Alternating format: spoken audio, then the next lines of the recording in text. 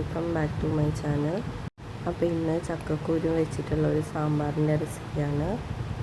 ഞാനൊരിക്കലും മറക്കാൻ പറ്റാത്ത ദിവസങ്ങളായിരുന്നു എൻ്റെ ലൈഫിലൂടെ കടന്നു പോയത്. വേദന എന്ന് പറഞ്ഞാൽ വേദന സഹിച്ച് അങ്ങേറ്റം എത്തി.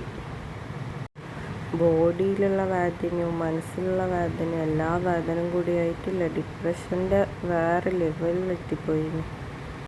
മക്കളിനെ കാണാതെ കുറേ ദിവസം കഴിഞ്ഞൊന്ന് ഒന്നെ കാണാതെ എത്ര സങ്കടമായിട്ടുണ്ടായി എന്ന് വെച്ചാൽ എന്നിട്ട് പറയാനോ അല്ല, എൻ്റെ വേദന പറയാനോ സഹിക്കണോ എല്ലാം കൂടിയായിട്ട് മോളിനെ നേരെ ഫീഡാക്കാൻ പറ്റാതെയോ എടുക്കാൻ പറ്റാതെയോ അതെല്ലാം ഒരു സങ്കടം തന്നെ. പക്ഷെ കട്ട സപ്പോർട്ടാക്കാൻ ഉമ്മ ഉണ്ടായി. ഉമ്മയായിരുന്നു രണ്ടാളിനെ നോക്കിക്കൊണ്ടുണ്ടായത്.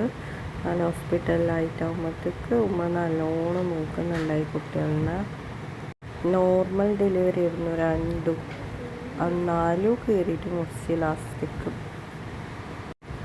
സി സെക്ഷൻ്റെ വേദന അറിയാതെ പ്രസവിച്ച്, പക്ഷേ സി സെക്ഷൻ്റെ അതേ സെയിം വേദന പിന്നെ അനുഭവിച്ച്.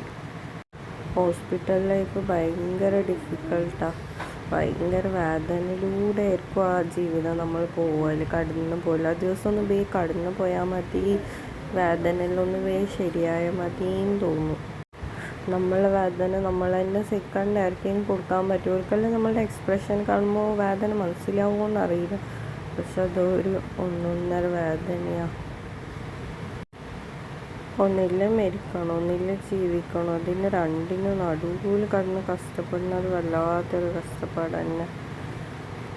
പിന്നെ ഇങ്ങനെ ഓർക്കും, നമ്മളുടെ മരിച്ചുപോയ നമ്മളെ കുട്ടികൾക്ക് ആരുണ്ട്, ആര് നോക്കൂ, എന്താവും എല്ലാവരും പാങ്ങിൽ നോക്കുമോ. നമ്മളെ പോലെ നോക്കാൻ ആർക്കും കഴിയില്ലല്ലോ.